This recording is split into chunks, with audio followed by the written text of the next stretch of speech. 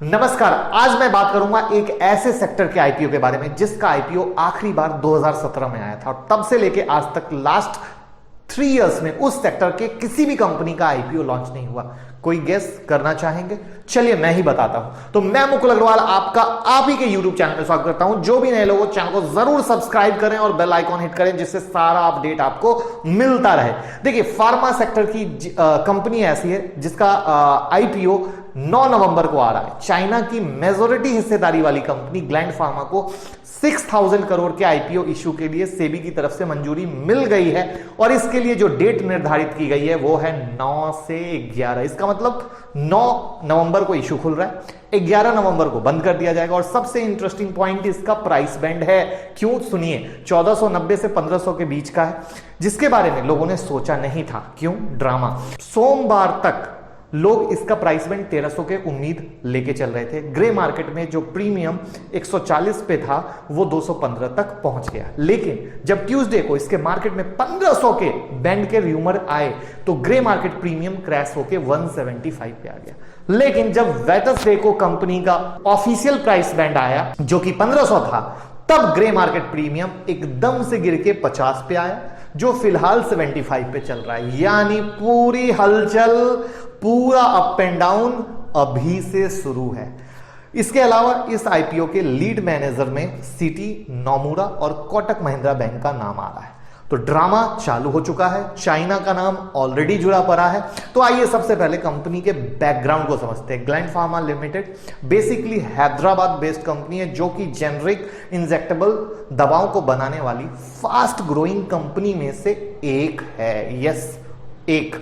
Gland pharma high quality वाले complex injection की अलग अलग रेंज मैन्युफैक्चर करती है और जो इसके स्टेराइल इंजेक्टेबल हैं, ऑन्कोलॉजी है, कॉम्प्लेक्स इंजेक्टेबल हैं, हार्मोनल प्रोडक्ट हैं, लॉन्ग एक्टिंग इंजेक्टेबल्स है, फर्स्ट टू फाइल प्रोडक्ट है और ईटीसी काफी लंबा प्रोडक्ट रेंज है। इसके अलावा भारत में कंपनी की 7 मैन्युफैक्चरिंग यूनिट्स है जिनमें से 4 फिनिश्ड फॉर्मुलेशन फैसिलिटीज और 22 प्रोडक्ट लाइंस और 3 एपीआई शामिल है। तो बात कंपनी की स्ट्रेंथ की करें तो यहां कंपनी के पास कॉम्प्लेक्स इंजेक्टेबल के महंगे प्रोडक्ट का एक लंबा चौड़ा पोर्टफोलियो है, स्ट्रॉन्ग मैन्युफैक्चरिंग कैपेबिलिटीज और मोस्ट इंपॉर्टेंट थिंग इनका फाइनेंशियल ट्रैक बहुत ही दमदार और पॉजिटिव है। इस बात को ध्यान रखिएगा क्योंकि जब फाइनेंस तगड़ा होता है ना तो सब अच्छा होता है। अब आप पूछेंगे कि भैया आ क्यों रहा है, तो इसके ऑब्जेक्ट को समझते हैं। आईपीओ से जो पैसे आएंगे ना, कंपनी कहां इस्तेमाल करेगी? तो सबसे पहले आप ये जानिए कि जो आईपीओ मार्केट में आ रहा है इसके अंदर फ्रेश इशू भी है और ऑफर फॉर सेल भी है। फ्रेश इशू के थ्रू जो पैसा आएगा कंपनी के खाते में जाएगा और जो ऑफर फॉर सेल्स आएगा वो उनके प्रमोटर की जेब में जाएगा, जो प्रमोटर अपनी हिस्सेदारी में से कुछ हिस्सा बेच रहे हैं। जैसा कंपनी के खाते में जब पैसा जाएगा उसका इस्तेमाल कंपनी की वर्किंग कैपिटल रिक्वायरमेंट के लिए किया जाएगा, जिससे कि वर्किंग कैपिटल बढ़े और कंपनी और स्मूथली और अच्छे तरीके से अपना एक्सपेंशन कर सके और बड़े लेवल पे अपने काम को और भी बढ़ा सके। मेन मोटो ये है। अब अगर कंपनी के प्रमोटर की बात करें तो ग्लैंड फार्मा को चाइना की कंपनी फोशन फार्मा इंडस्ट्रियल लिमिटेड ने एक्वायर कर लिया था, जो कि एक संघाई बेस्ड कंपनी है और यही है इस कंपनी का सबसे ट्विस्टेड। जहां चाइना विरोध चल रहा है उस हालत में क्या होने वाला है, किस तरीके से निकल के आने वाला है, क्योंकि as we know that China को लेके इस वक्त सेंटिमेंट्स क्या बने हुए हैं और जिसके चलते फोशन फार्मा चर्चा का मुख्य विषय बन चुका है। ये फोशन फार्मा के पीछे पता है शख्स कौन है? उसको भी जानते हैं। उनका नाम लेने में शायद मैं गड़बड़ हो जाऊं। ग्यू गुनांग चैंग, जिनको चाइना का वॉरेन बफेट भी कहा जाता है, जो कि फोशन फार्मा के चेयरमैन हैं।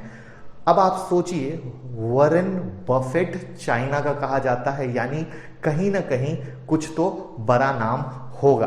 अब कंपनी के फाइनेंशियल को समझ लेते हैं, जिसमें आपके सामने यहां पे दिख रहा होगा 31 मार्च 2018, 31 मार्च 2019, 31 मार्च 2020 और 30 जून 2020 का सारा फ्रेमिंग, जिसमें हमने total asset, total revenue, profit after tax लिया। मैं उस नंबर्स की चर्चा नहीं करूंगा क्योंकि वो ऑलरेडी आपको हाईलाइट किया जा रहा होगा कि किस तरीके से साल दर साल इनके एसेट बढ़े हैं, किस तरीके से इनका रेवेन्यू साल दर साल बढ़ा है और किस तरीके से इनका प्रॉफिट आफ्टर टैक्स बढ़ा है। अब आपके दिमाग में कहीं अगर कंफ्यूजन हो कि 30 जून 2020 में गिरा है, तो मेरे भाई आप ये समझिए ये एक क्वार्टर का है, वहां पे आप 4 क्वार्टर मल्टीप्लाई करेंगे तब आपको वो ईयरली वाला आएगा, क्योंकि जो पुराने हैं वो सालाना है और जो 30 जून 2020 है वो क्वार्टर का है। यानी बहुत ही बढ़िया फाइनेंशियल ट्रैक है जिसको रोका नहीं जा सकता है, बहुत सॉलिड।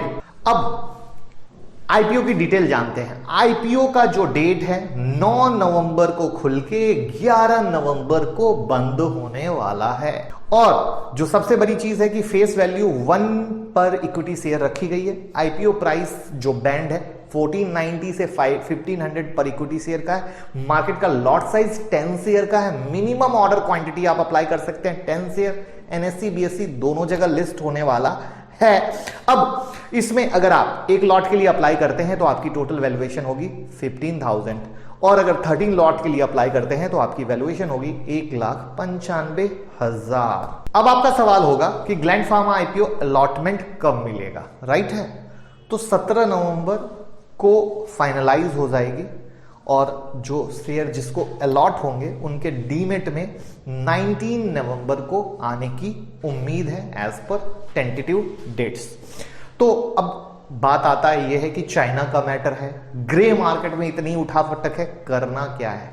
तो आपको पता है अभी तक जो भी हमने आप लोगों को आईपीओ के बारे में बोला है उसमें पैसा बना है और जिसमें नहीं बोला है उसमें लिस्टिंग गेन उस आईपीओ ने खुद नहीं दिया है। तो हम इसके लिए कुछ भी अपडेट ट्विटर टेलीग्राम पे डालेंगे या इसकी किसी भी जो निफ्टी की वीडियो होती है उसमें इंक्लूड करेंगे। फिलहाल अभी इसको देखते हैं किस तरीके से क्या अपडेट आती है और वॉच मोड में रखते हैं। कैसी लगी एनालिसिस, क्या है आपका पॉइंट ऑफ व्यू? क्या चाइना को देखते हुए अप्लाई करना चाहिए? आपका क्या है व्यू? कमेंट बॉक्स में जरूर बताइएगा और दोस्तों के साथ शेयर करके भाई वाला काम जरूर कीजिएगा। Thank you so much.